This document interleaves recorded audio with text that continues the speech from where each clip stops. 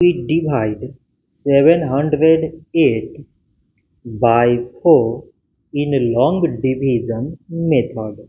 4 times 1 is 4. On subtracting we get 2.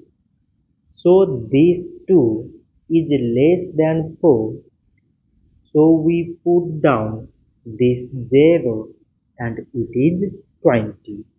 4 times 5 is 20.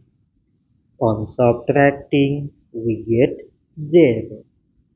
So again we put down this 8 and 4 times 2 is 8.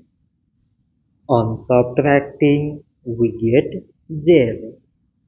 So 708 divided by 4 is 152. So this much for today and thanks for watching.